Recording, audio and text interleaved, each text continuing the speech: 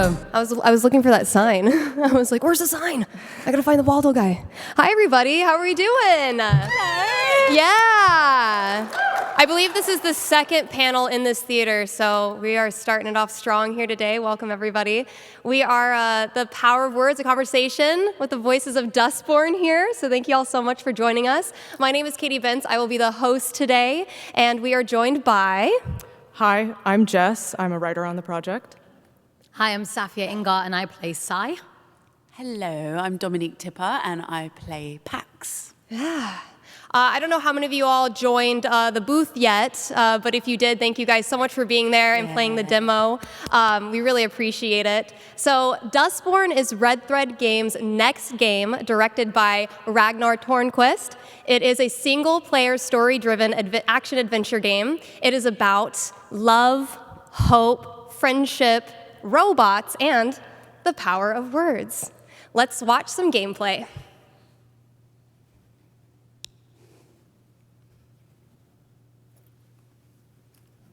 Well, something's happening. There you go. 2030, in North America, you play Pax, a 30-something anomal. Looking for a way out, you're offered a life-changing opportunity. All you have to do is steal and deliver a mysterious package across the country. Joined by a crew with their own peculiar powers, you will explore an alternate America on a robot-driven tour bus. Embark on a perilous road trip and try to stay out of trouble to reach your final destination. Yeah. That's us! Okay! Also, that voice for the trailer, this one right here, amazing. That was me. That was you. That was good. So we got a little bit of the story, but I'd like to hear from you, from your point of view, the overview of the story. Jess? Yeah, I mean, I think the trailer did do, shout out to whoever made it, that did a pretty good job. Yeah, it's a third-person action-adventure game. You take on the role of Pax, which Dominique, and also our cosplayer, who you should definitely go visit at the booth. And Pax has these superpowers that are sort of more low-grade than your typical superhero story, all sort of focused around the utilization of language. And she and her friends, some of whom have powers and some of whom do not, use those skills as they make a dangerous journey across an alternate future America to deliver a package to their employers.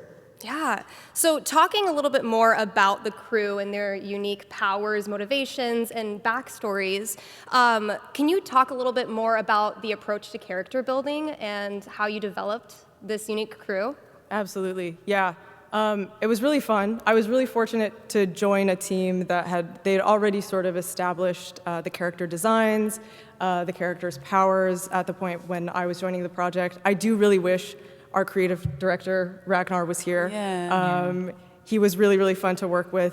He and I and another writer sort of collaborated to figure out what each character's core conflict was going to be and sort of how we could incorporate their powers or lack thereof into sorting out that internal conflict and external conflict, and like how we can use superpowers as sort of like an expressive tool for giving the player more insight into each of the characters' interiority. And I think there's a great tradition of like superhero comics and narratives that have served as great examples. I think like the Life is Strange games did a really great job with that as well.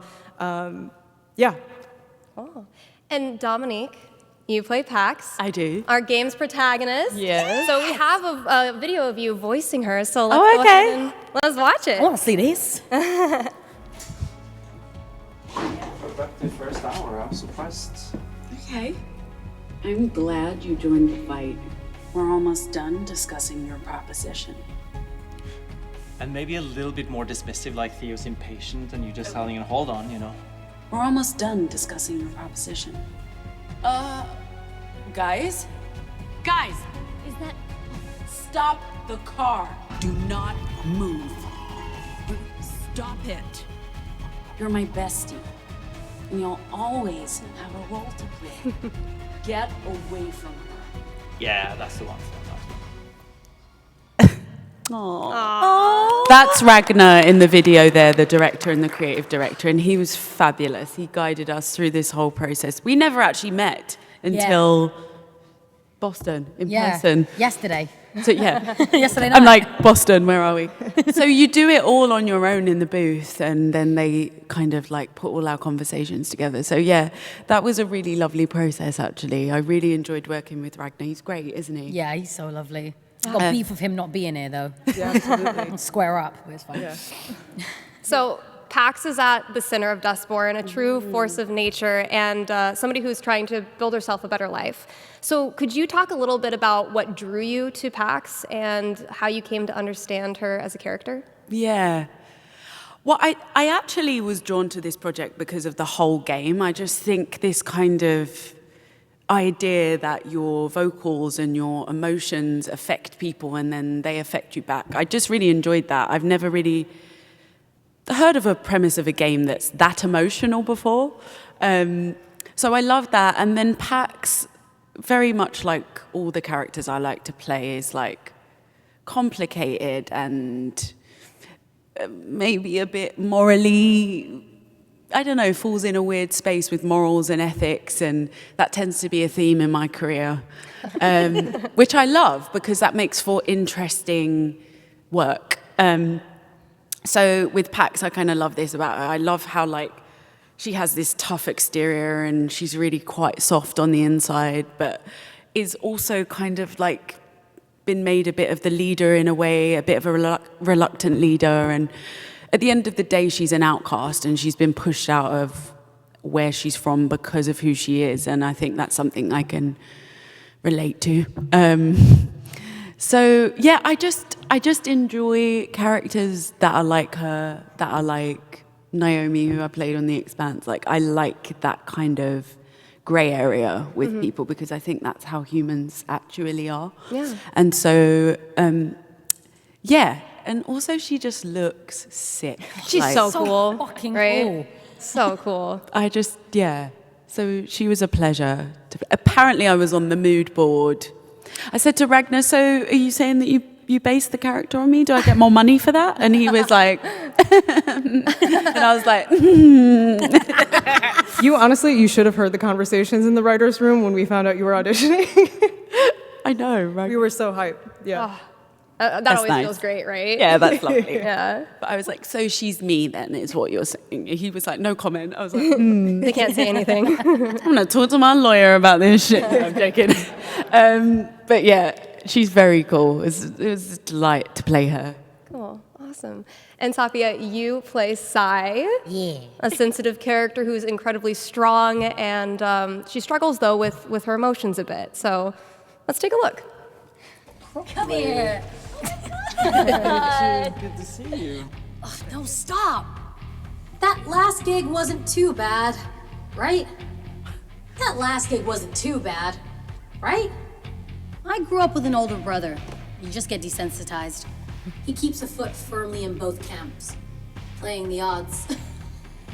The script is so funny. Stop the car. We even have roadies now. And someone to sell merch. We just need merch to sell. Perfect. Whatever his motivations, Theo's the real deal. So's this job, Sai. Oh, that's not me. Oh, they're talking to me. That's fun. Love that. Sai is so incredible. And when I first met you last week on the Zoom call, you got on, and I mean, immediately I was like, whoa, wait. And you even said, I am Sai. Like, Yeah. I share so much of that. So could you talk a little bit more about how you relate to Sai and then what you aim to highlight in your performance of her? So, like, I love her so much. I've never seen a character that I feel embodies every facet of my personality, not just who she is with her emotions and her, 0 from 100 tendency, which I tend to have as well. But she's just so fucking cool and funny, and, it's basically impossible to see a South Asian Muslim character literally anywhere. And I'm like, and when I got given this character, I was like, she's a South Asian Muslim who's a nerd? Fuck yeah! And I was just so excited and I was so hyped. And what was nice is that like Ragnar just sort of gave me the permission to do anything I wanted with it. just her being a massive nerd, her referencing things, her getting carried away with, I don't want to spoil anything, but basically things happen. She sees things and she gets really excited and everyone's like, sigh. And I'm like, okay, which is pretty much what Ragnar did in the booth most days. But he was just like, Saf. I'm like, we'd always keep talking. Sorry, I'm going to riff for a little bit. Go for it. Pull my leg. We love it. But like, we just have so much fun in the sessions. And then Ragnar was like, okay, but like, we need to actually start working now. And I'm like, oh, fuck yeah. All right, okay. But yeah, Sai's brilliant and funny. And I feel like it was also a beautiful challenge getting to play someone as complex and as messy as she is. We talked about this on the Zoom call as well. Like, we like how messy people are. I feel like a lot of characters can tend to be one-dimensional. Boring. Or people expect them to be one-dimensional. They're like, I wouldn't do that if I was that character. Shut the fuck up. You're not the character. The character is the character, and the character's doing something you don't agree with. Humans be humaning. Humans are humaning. Yeah. And it's we can, and we're allowed to do things. Everyone being one homogenous heap is not interesting. There's no color in the world with that. So. Yeah, and people can betray themselves with things. I feel like that's another thing that these characters have, and I'm not going to spoil the story or anything, but there's a lot of situations they get themselves into where I feel like they may decide to do something, or you as the player may decide to do something, and then the character, you can see their reaction to it, you can feel how it impacts them, and I don't feel like that's something you get to see with a lot of characters. You don't get to see them process what they've just done or what they've just gone through, and letting them live in the shit with it. And you're like, the ramifications is what everybody then has to deal with in the game. That's big word, ramifications. I like that. Part of it. I'm using that. Did you enjoy that? Yeah, ramifications. You're welcome. And Jess, how does it feel as writer? How does it feel hearing the actors talk about this, how in depth these characters are? And I mean, you helped create these characters. I mean, thank God. No, it's incredible. It's crazy. I mean, it's really validating. I mean, I was talking to all of you about this earlier, that it is one of the most rewarding things. I think I will be content and happy with the game that we made, the product that we made, just knowing that that you guys like it, that's what we set out to do. Okay, we really wanted. We don't like it, we love it.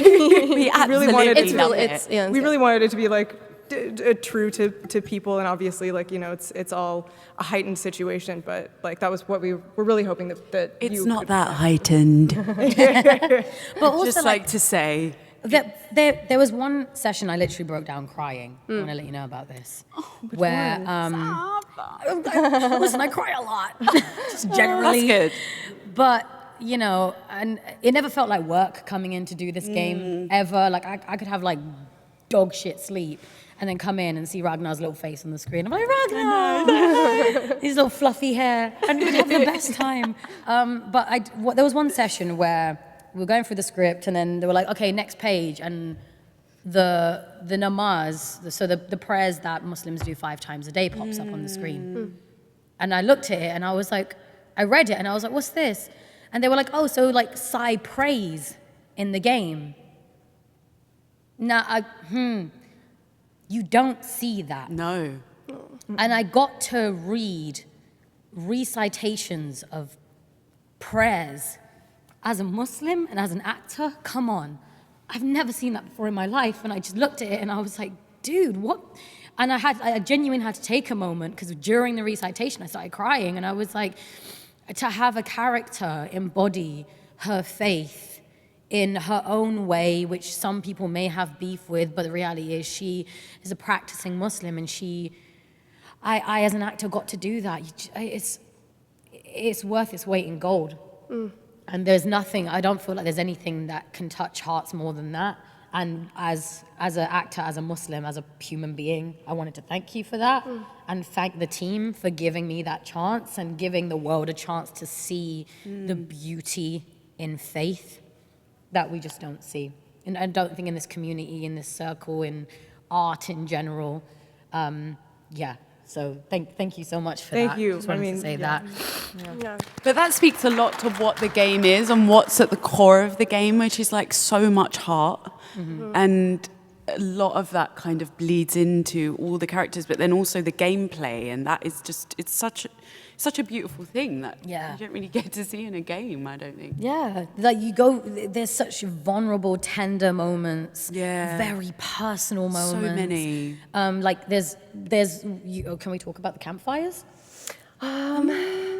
Not sure. We have conversations. There's a lot of conversations. Really nice, cute, beautiful conversations. Yeah. And it's weird because we obviously never met, but I was having these beautiful, intimate conversations with you. And I could hear your voice and I was like, oh, that's her. And I didn't, because I only knew you from the Expanse, I was like, bestie, not me with Dominique Tipper. So silly. I was so flattered, honestly. But I could hear you in my ears, and I was playing these really beautiful, intimate scenes with you. This is one of this is a little gameplay of it. Yeah. But because they're best friends, they sit and talk to each other a lot, and it's just it's quite lovely. Yeah, and then next thing you know, we're yelling at each other, and I'm screaming "fuck" at the top of my lungs, and we're getting into car crashes and. Which is also accurate, I would imagine. We were actual besties. Yo, we should do a road trip together. That'd be terrifying. Based on this game, I'm not sure. Come on, the hijinks. I think they like hijinks. We're both from East London as well, we figured out, which is a bad combination with road rage. So I think it's best we don't. But I drive like a fucking boy racer as well. I can't. My mum, whenever she gets in the car with me, she's like that. I'm like, my mum, why are you so tense? She's like, it's because of how you fucking drive. To be fair, that's how my mom is too, and I don't know. Maybe it's a mom thing. I don't know. She comes to LA and she just can't. She can't. She's one of those oh shit. Holds on to. Yeah, she holds the oh shit handle. Well, speaking of both of you being British, how did you approach playing American characters? Lots of warm up. Yeah, those the voice clips we saw. I mean, amazing. I feel like if you're a British actor, you need to have a good American accent, and that's kind of, especially if you're a person of color, it's that's where all the opportunities are. So I think pre the game, we just did something that we all kind of right, gotta get my American accent down, and it's hard because we're not hearing it all the time. So sometimes it slips, even if you are very good at it. Yeah. So yeah, it's a lot of listening to it, and also then just making sure you warm up the accent But also, sometimes the accent flows with the character, when you're in it and you're in that space with them.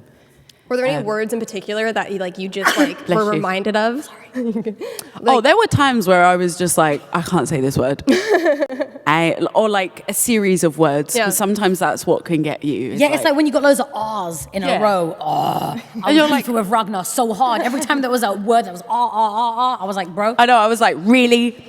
That's your fault. Yeah, it was actually your fault. You guys say R, and we say ah. It's more like a sound. Because we're Cockney. Exactly, yes. So we don't even pronounce butter. We say butter.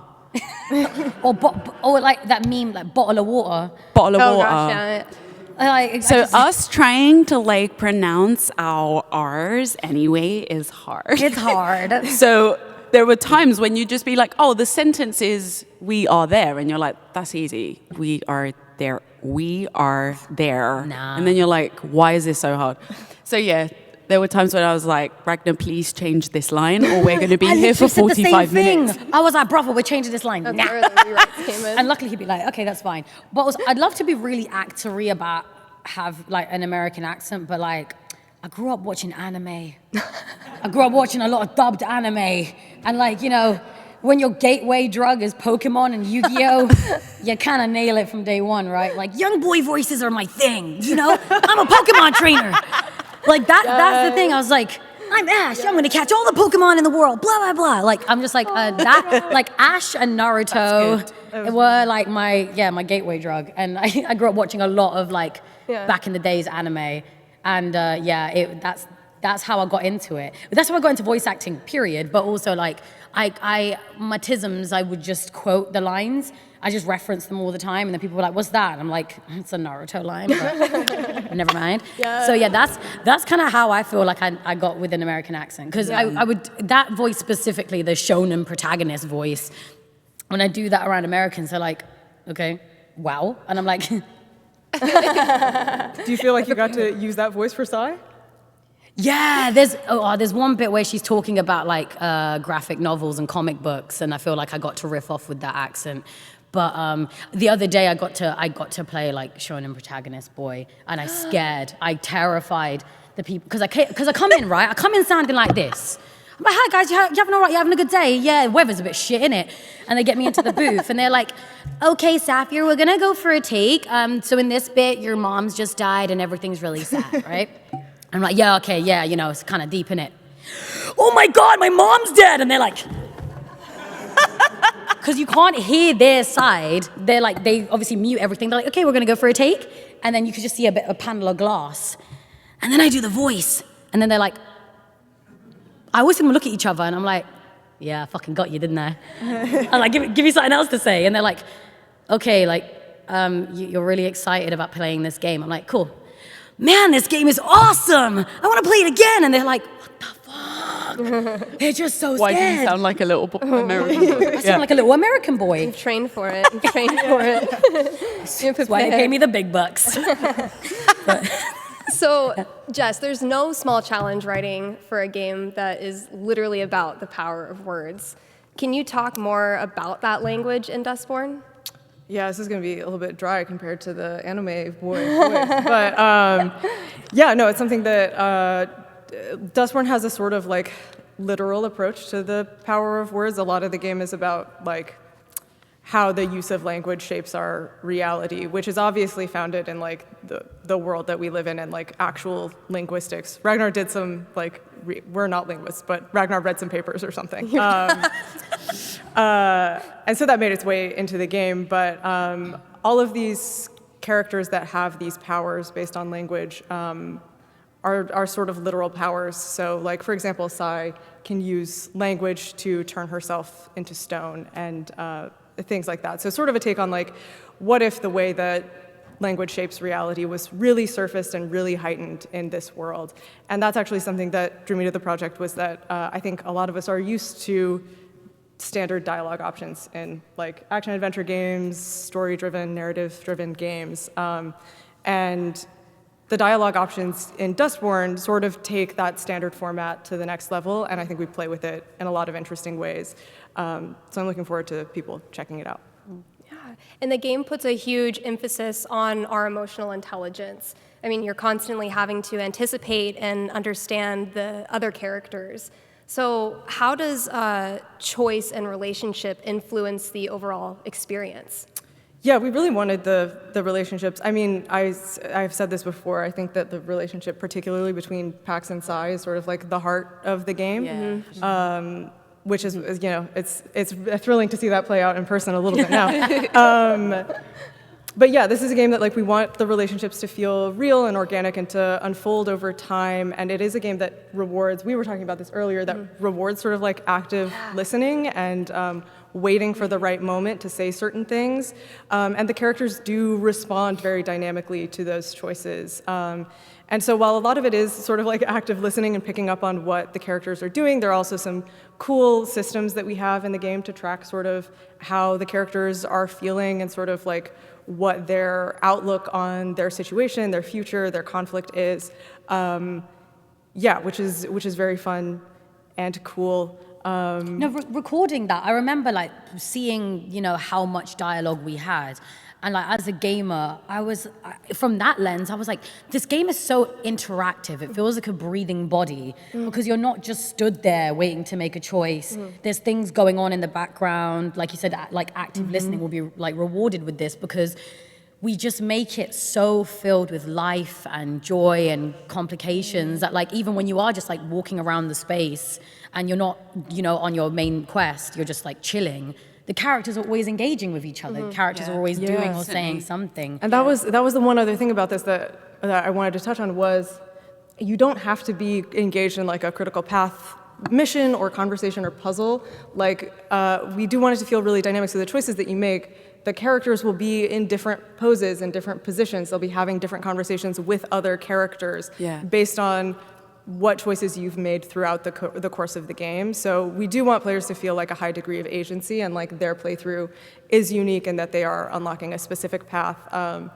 yeah, which doesn't hurt its level of replayability either. So, go back for round 2 if you want.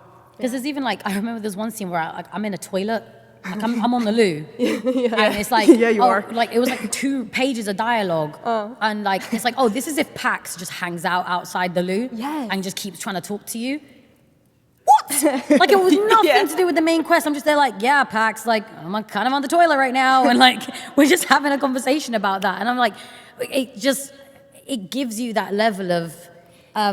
Because you get to know the characters better as well by how they interact with each other in these non-canon scenes, gameplay scenes, right? Yeah. And just gets you. If you're curious enough to want to know the characters more, the game gives you the opportunity to do that.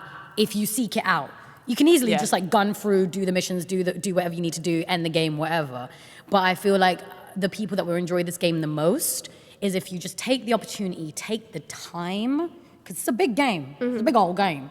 Just take the time and the breath to like walk around, have a little chat with someone. Explore, Have a little wander, because they've worked really hard on this. And going off of that same scene, I remember playing it, and something that, like, again, this doesn't happen in games too often. You have your internal monologue, right, as the protagonist, and I remember walking around in this scene, and I was looking at everything, right, and Pax, like, picks up a piece of pizza and, like, says something, and then Sai from the toilet is like, what are you doing? Like, because, like, it's the internal monologue of Pax, and Pax is saying it out loud, and so naturally, right, Sai would say something. like someone right, in your talking to vicinity yourself. will hear Why are you. you Yeah, talking and I think to that's so yourself? fascinating. 'cause It's I haven't- meta, which I love. Exactly, and you don't see that a lot in games. Yeah. So yeah, definitely, like there's so much depth to the game. I love the idea of a breathing body. I think that's like such a great metaphor for the game. That is so cool.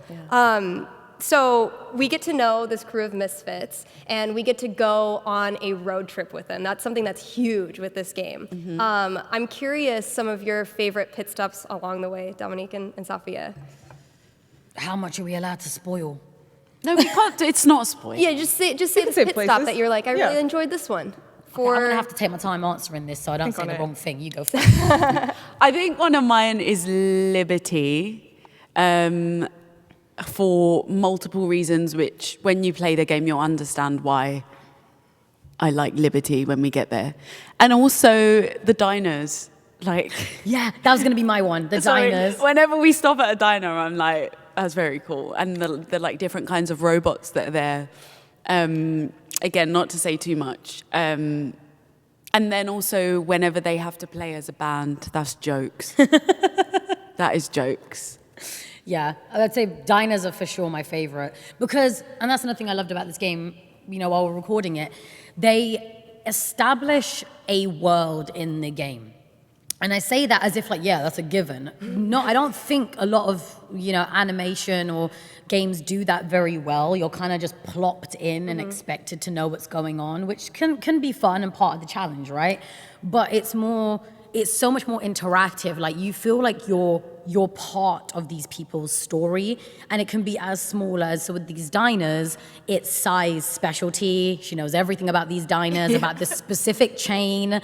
She talks about them loads. She talks about the different characters that you can get to know through this diner chain. And it's kind of like, what? Again, like and she gets so emphatic about it and enthusiastic. And she's like, oh my God, yeah, like this character and this character. It's like a canonic universe, like in its own right, to do with this diner. And you believe it. You believe that she loves, the characters that she frames her entire personality around so much that you're like, oh yeah, this is like a fully formed person. Like you're just a person. It's like meeting any of the nerds here. You always have one specialist topic that someone asks you one question, you let it rip, right? And that's Sai. Like you get her going, she doesn't stop. And then equally, there's another character. He doesn't really talk much. And everyone comments on that. They're like, doesn't really say much, does he? Yeah. It's like, because he's a bit of a recluse and he's a little bit like, he's a bit more calculated. He's the anime pushes up his glasses character. We're just like, what's he thinking about? No one knows. But you have I think there's one bit where like, he's in the corner having a bit of a moment of despair and everyone's like, should we say something? Nah. Should we leave him to it? Sure. Yeah. Hey, you okay? Nope, he's not answering. Never mind. Like you can have those sort of really fun interactions. Sorry, I sort of went tangential. No, we love this. This is great. And, Yeah. So what is your favorite? The diner. Okay, just the Any diner. Yeah. Okay. Or anytime Sai talks about like food and num-nums. Like when she goes to a shop. Num-nums. And she's like, oh, my favorite chocolate bar, or my favorite milk, or whatever. Like, she just has all these stories. Or like she talks about, oh, I love it. She talks about she can't eat hot dogs because they're not halal. The amount of times I've had those conversations. Yeah. I love that. Where people are like, yeah, you know, let's get a hot dog. I'm like, I can't, because they're all pork. Yeah. And then like she just goes off about it. But yeah, it's my favorite because again, you feel like she is a fully formed human being. Yeah. Do you, Jess, do you have a favorite pit stop that you enjoyed, like writing or assisting writing on? Man, that's a great question. I mean, I really enjoy. I mean, I do think Liberty is like really special. Like, I think it's just like it's a beautiful location. It's this commune sort of camp that you'll reach early on in the game, and that's really special. It's also like you get a real sense of Pax's interiority there, which I really love. But I don't think this is a spoiler. Ragnar can have words with me if it is, but He ain't here. He can't say shit. What's he gonna do? you're giving me permission. But there's the crew stops in Detroit, which is in our world Rotown, because it's like where there was sort of a new industrial revolution there, where a bunch of robots were manufactured, and robots have mostly fallen out of like fashion in this universe, but you get to go visit like the factories, and that's a really fun. That is a good stop. Particularly like visually, it's pretty fun, and the dialogue there was fun to write too. So, yeah. That's awesome. Yeah, I mean, I'm curious, Jess, again, like how, I guess, forming these characters, like where do you get the inspiration to like go so in depth with these characters to really fully form them as a writer from your personal experience? Yeah, I mean, it takes a lot of back and forth, honestly. And I mean, something that I do really like about our process is, you know, we write revision after revision after revision, and then, you know, we claim that we're done, and we send it off to you guys to record. No, it's never done. And I do like that in the moment, like we do have, I would like to think, pretty good relationships with the actors that we work with, where you can make, like we are making some line edits on the spot in the booth, and that's been really great. But sort of like in figuring out the characters, like core conflicts, like deeply interpersonally who they are, I think it's really helpful to, this is maybe kind of boring, but we did passes character by character. Like obviously we have a larger plot. We have like a mission that the crew is on, and that has to have a beginning, middle, and end that's satisfying. But then once sort of that was fleshed out, we went in sort of character by character to make sure we were like understanding what their arc was, what their conflict was going to be, and how it was going to engage with that larger structure. And I mean, I think we were lucky to work with a lot of really wonderful people who gave us really good insights. We also worked with some really wonderful cultural sensitivity consultants who are like good and valuable people and game developers in the industry to have. So that was a sort of meandering answer to that question. No, I love it. Yeah. No, it's good. No, it's good. And it's not boring. It's not boring. We were talking earlier about how it's so good to lift up developers, right? And have them talk more about like what goes on behind the scenes and how they bring these games to life. So not I'm boring. paying her to say that. Not boring. Dominique, you mentioned a little bit about the performances, the band on the road trip, and those were some of my favorite parts, where we get to watch Pax and the rest of the crew perform as the punk rock band, the Dustborn, which is so exciting. And besides you two, the other characters in the undercover rock band are Gnome, who is voiced by Celeste Vizet, and Theo, who is voiced by Jay Rincon. Let's take a look at some of the Dustborn. Hi, I'm Safiyya Ingar. I play Sai. Hiya, I'm Celeste. I play Gnome. Hi, my name is Jay Rincon, and I play Theo. Hi, my name is Dominique Tipper. I voice Pax. We are the Dustborn.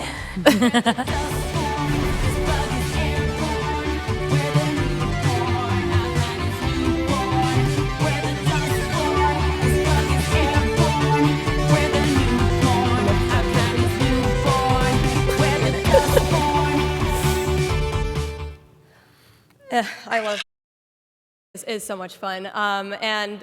You played, was this in the demo downstairs playing that part? Or Yes. Okay, so how did you do doing the... Terrible. It's really hard. I really need good. It to was a brush challenge. up my like guitar heroing. Yeah. Not heroing right now. It was... I don't know if anyone gets this, but I don't know if we've said this already, but they travel undercover as a band. Yeah. That's their cover. Yeah. Okay. So, just think, I was like, have we said that? They're not just a band in the thing, but yeah, so. Terrible cover story. They have to keep performing, and they're sometimes not very good at it, depending on how you do. So my version of the Dustborn is cack. They're terrible. Absolutely terrible. Honestly, I was like, ugh.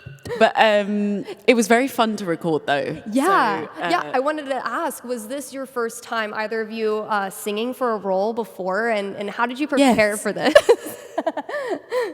I have never had to record songs for a job, but also I got to record them at Abbey Road Studios, which was just like, the fuck.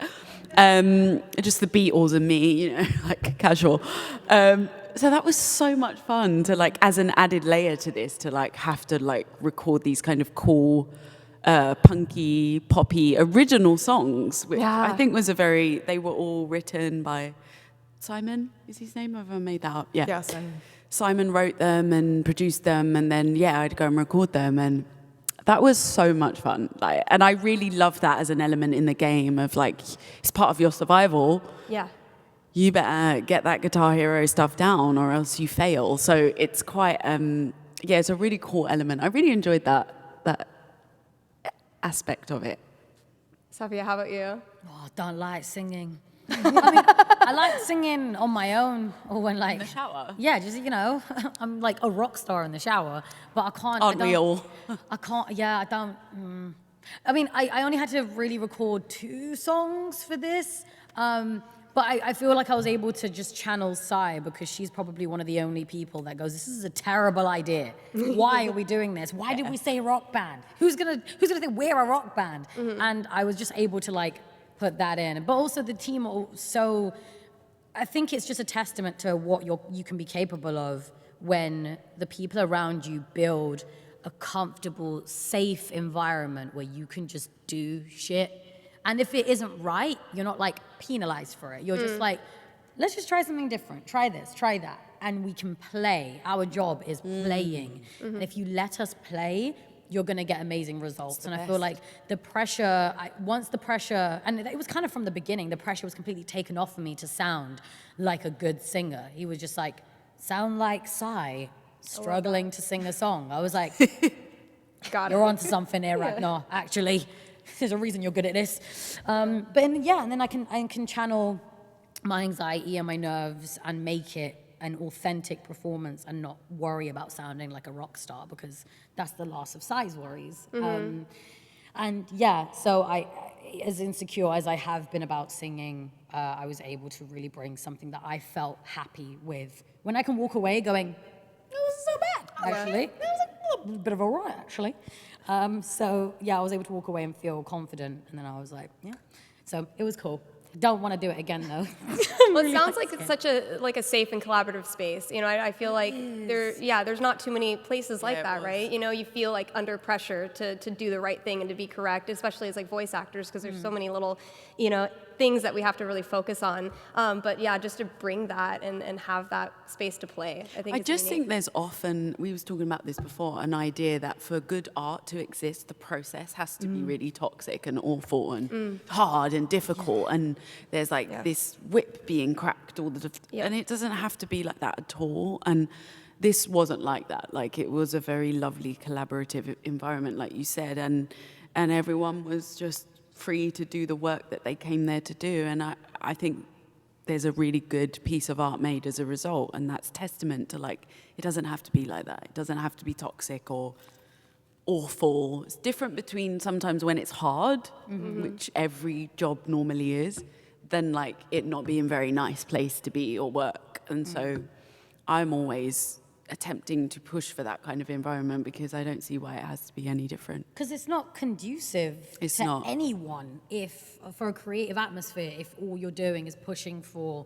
essentially fear and control. And when you give actors, because we're on the front lines with it, because everyone guns us down if things go wrong, it's ridiculous. Like, you know, we have no, I feel like in some projects, in some places, we don't have the opportunity or the privilege to fail or get things wrong. Because this is our job, this is still our work, and I don't know anybody who has gone every single day of their working life going, yeah, I did 100% the best I could every single day. But people expect actors to do that all the time, and it's a pressure. And you know, there's discipline and there's craft and there's all of that stuff, right? But at the end of it, there are gonna be some days where you're just not at your best. And that can be okay. And what was nice is that, again, there was one session where I had like an hour's sleep, and like my cat had just died, and it was all really, really rough, right? And I came in, and that was the first thing I told Ragnar. He was like, "You all right, Saf?" I was like, "Nah, man, my cat died." And like, my cat's been alive for like 15 years, and it really rocked up my family, actually. And he was like, "Oh, like, do you need a minute? Like, do you actually want to like start a bit later?" Like, he gave me the space to just be like, you know, you can just be sad. Like, that's fine. And then on top of that, he went, we actually have a really sad sequence to do first. Would you rather leave that for later, or do you want to get it out of the way now? Like, he used my actual pain in that moment and was like, if you want to use it for the work, we can. But if you don't, and you want to like take a minute, go have a cup of tea, come back, equally if you want any breaks in between this, or we can just do like really nice, joyful stuff and you don't have to think about it. It's differences like that can really make or break a creative process. And so for me to be able to be in a space where I could just literally grieve, and the director isn't going, oh, and I've had it happen before, where I've you know, very, very rough family life or whatever, and I've come in and I'm a bit shaken up, or I'm a bit anxious, or my depression's really bad, or my insomnia's gotten really bad. And the director would be like, okay, well, you need to be on set in 15 minutes, or, well, okay, but we're gonna start recording in a minute, so can you like, I'm like, wow, okay, crap. And you kind of have to like, have to shake it off, and you try your best to leave everything outside of the room, right? But humans don't work that way. I'm sorry, we're not robots. The robots are the robots in this game. And it never felt like work with Ragnar, with you guys, with the team. And it was always, I always felt like I could lend my best, even if I felt my worst with this game. And I think that's another reason why it's so joyful. And that's another reason why I want people to love this. I don't want to be that person, but I feel like some people complain about things that are like, okay, can I like get over yourself? Like, we exist and we're here and we're telling stories. Like, just enjoy it. Like, jump on for the ride and you might be surprised. And everyone in this project has shown nothing but love and passion for this. We were in the hotel bar last night just chilling and talking. Like, everyone in this team cares about this project so much. And all the actors have loved it, and we all care about it so much. And we just want people to feel that joy with us, and feel that pain with us, and feel, you know, all the lovely stuff in between. And then play Guitar Hero. I'm not gonna decide that, you know. Nothing wrong with a bit of Guitar Hero. Yeah, and speaking more about like what you want people to get out of this game, like do each of you have, you know, a say on that, like what you want the player to feel when they're playing this game or at the end of this game? That's a hard one, because I think the game is designed for you to feel your way through it. So I don't really want anyone to feel anything than what they're going to feel, and then therefore the choices they're going to make. But I do want people to have fun, essentially, and enjoy playing it. And also, it's quite a political piece. It's very allegorical to what is constantly going on in our society. So I think, as always, that kind of art holds up a mirror. So if there's stuff to be learned from playing the game, I hope people do. But yeah, I think ultimately, just enjoy it. It's a beautiful game. I just think be curious and open-minded and just have fun with it, and like don't expect anything. Like, it's okay to like do things you don't know or understand, or like try and, like you said, feel your way through something that like, even if it doesn't speak to your experiences or to who you are as a person, have fun finding out who these people are, because I feel like that's the beauty of this game. And if you're curious enough about it, like, I think you'll really enjoy it. Yeah. Yeah, I think for me, similar. I mean, like, mostly, yeah, I want people to have a good time. I want people to enjoy it and have fun. But I mean, beyond that, this isn't going to surprise anybody. I mean, I want people to connect with the characters. Like, there are probably going to be characters that you don't like, and there are probably going to be characters that you love. And I think that that's great, and that's exactly what we set out to do. And I think, sort of speaking to what Saf was saying earlier, like, the ideas for this game and for the characters and everything, like, the team was not siloed. Like, the designers had input on the narrative, the writers had input on the design, and I think, it's good to hear that the actors felt like they were connected in that way and that there was space to, like, play with things and try new things as well. And so I think similarly, this is not a game that's, like, trying to tell you, like, what to think. And so I'm hoping that just some of those ideas from the team find their way to the players and that they walk away with, like, some ideas of their own to think about. Yeah, and I mean, as a gamer, and I always try to find, these characters, like, maybe I won't connect with these characters on a personal level, but I love their story and vice versa. And I think you have an array of characters here where anybody can connect with them in some way. And I think that that's really beautiful. And we were talking earlier about how, we're seeing things in this game that we don't see a lot of right now. And I think that's great that that's coming to the forefront. It's really special. And hopefully people out there can find a character, can find an idea that they connect with. And equally, if you don't, that's okay too. Exactly. Just don't come after people about it, because you can not like things and not tell anyone. Like, some people are a bit too vocal about stuff like that. I'm like, okay, cool. Like, you didn't vibe with it. Cool. Someone else is gonna, and allow people to have that fun. Like, I'm gonna be that person. Look at the diversity on that freaking screen, man. Like, it's beautiful. It's beautiful. Look at the color palette. Look at the outfits. Look at everything. The culture. We're all trying to just tell stories at the end of it all, and we just want to exist on a level playing field where we're just like, hey, like, look at us all. We're all a little bit different, but we're all basically the same, and we're kind of just a bit messy, and we don't really know what we're doing, and we're all trudging it along in our own awkward little way. Join us for that, and open your mind to that, and I promise you, your world will be so much more beautiful and so much more colorful if you just allow yourself to let that happen. And that's what I loved about this game too. I remember I did the voice for the demo for it like 3 years ago. And I remember reading the pitch for the game, and I saw the early stages artwork and stuff. This is when there was like nothing online about it. There were like articles like Dustborn, the game that vanished. Like, people were like, where? They announced this game and it's just gone into thin air. And then I did the demo for it, and I didn't even see the demo at the end of that. I remember wishing so hard that this game would come to life. I was like, oh my God, like, where are they? Ragnar!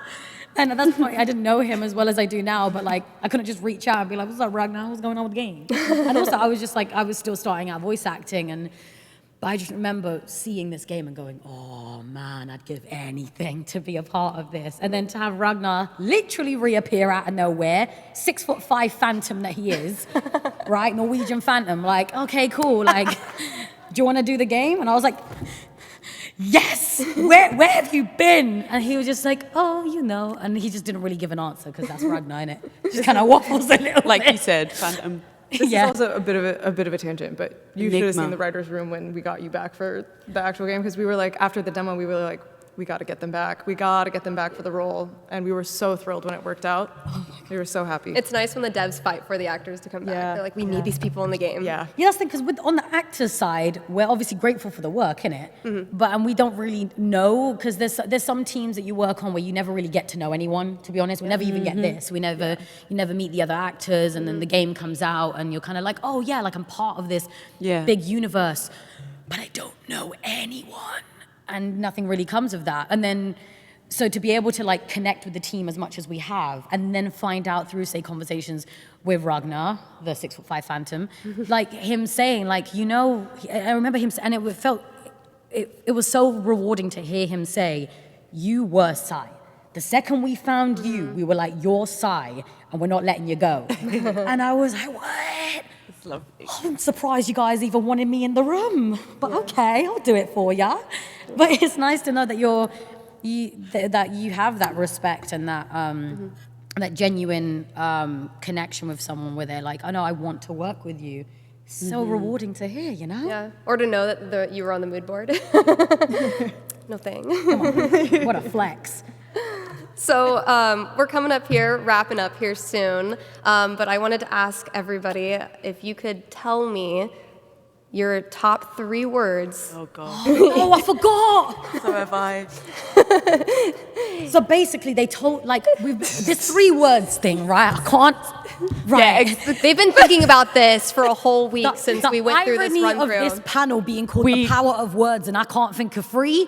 So they need to give everybody 3 words that describe. We were told to Dustborn. prepare for this as well, and we fucked it. Do you remember when we were both like, I'm going to think about this? I'm going to think We about literally this all before were I like, get it. yeah. It was like 2 weeks We've had ago. a whole flight and everything. Oh, no, look, justice is here. Oh, no. Please don't punish us if we don't know our Please, 3 I'm words. sorry, okay? I panicked. Well, we'll start with the writer first. Yes. Since words are your thing. I did. I was on the plane and I was like, You were thinking about this too? I was like, I have 7 hours to figure out what it is. And I'm you gonna say. watched 4 films. Yeah. I watched. Wait, what 4 films were they? I actually watched The not Office digress. over the shoulder of the person in front of me. Why do we do that Like on God flights? intended. I was. I like, do that so, like, I was watching, I hate the Meg too, just watching it over someone's shoulder. I was like, I don't even like this film. Exactly. I I don't for even. the Meg too. Sorry. They really don't want to think I answer this did. question.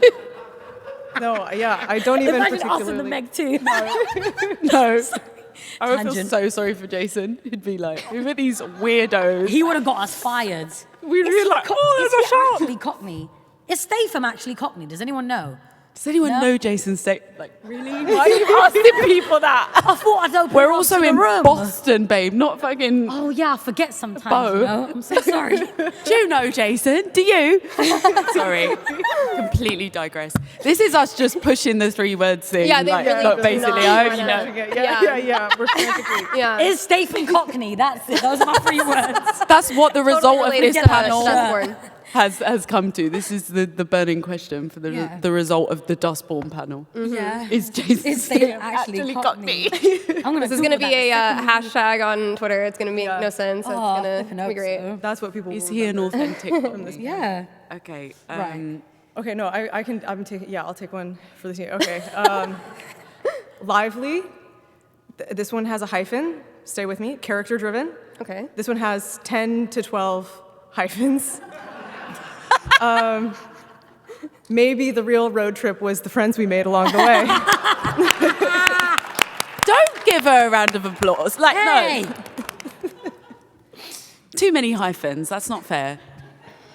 It's Okay, very does this mean we snazzy can work there deviate from from the you. 3 words thing? Because I'm really sweating it. Are you saying Only that if there's wasn't- hyphens. Yeah, only if you can say that there's hyphens in it. Yeah. Okay, I can't tell if it's the anxiety or the caffeine, but you know, my heart's doing a bit of a number. Okay, give me a minute. Sorry, you go first. No, it's you. We're going in panel order. No. Down the line. Okay. Okay.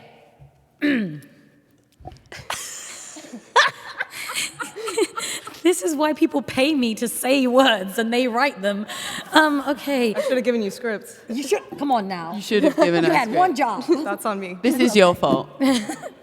So is Statham actually caught me. Okay. Fuck me. Colorful. Adventurous. Why are you laughing at me? No, it's great. Is it the struggle? The struggle's real, I can't lie. My back is sweating. It's a bit gammy, don't do that.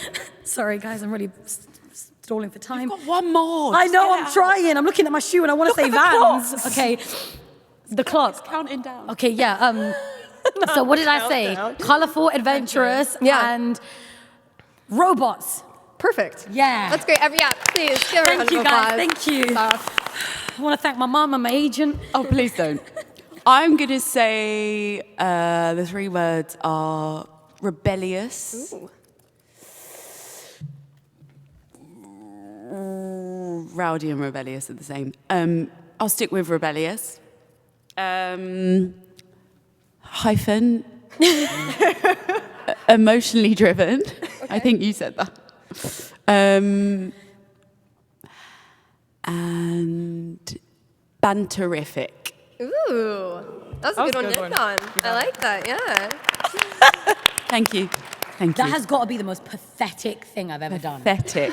Jesus That's great. Christ. That's great. You know, People are going to be watching this at home going, it's definitely no, it's not live or is anything. this? No worries. It won't be on the internet forever. Do you have 3 words? Yeah, do you have 3 words? Oh, That's you're gonna out of put me on order. the spot. Uno Oh reverse. gosh, now I'm on the spot. Uno reverse. Trap card. There we go. Oh gosh, now I'm on the spot here. I have astigmatism in both of my eyes. Oh, justice. Oh, justice. Okay, yes, justice. I'll take it. Sure. Explorative. Yes. Ooh, were you proud of me for that one? I like that one. Okay, Yeah, that was great. cool. I don't know. Ramifications. That's a good word. Did you get that telepathically? Yeah, bruv. I think it was telepathically from my brain, but you accidentally, so ramification. Sorry, I keep bouncing. Yeah, so thank you. Perfect, those are my 3 words. I'll take it. Also, I wanted to know, if in case anybody did not see this, your shirt. Oh, show everyone. This is the shirt that Sai actually wears in the game, so. You can see it's right, it's right there. It's pretty cool, so. Shout out to my friend Jerry. You're a true one. Yeah. I'm so Yeah. happy. Cool. Well, thank you all so much for coming out to this panel. We very much appreciate it. One more time, my name is Katy Bentz, and I'll put it down for you guys. And we are the Dustborn. And if anyone finds out if Jason Statham is a real Cockney, please let us know. Please let us know. Yeah. Thank you. Burning question is my MO. Oh, shit. Okay, we got Okay, it's time to go. Bye. Thank you. Be sure to check out the booth. It is downstairs outside of Entry Hall A. They're going to be doing some meet and greets there. You can play the game, get some goodies. And also there is a Discord, so if you play the game, want to talk about it, want to give any feedback, anything like that, and be a part of the process of it, you can check out, I believe it's going to be on Red Thread Games' socials, so just go follow the Twitter, go follow the Instagram, and you can check that information out. And if you want more to discover, there will be more at future games shows, so please stay tuned. And again, thank you all so much and enjoy PAX. Thank you.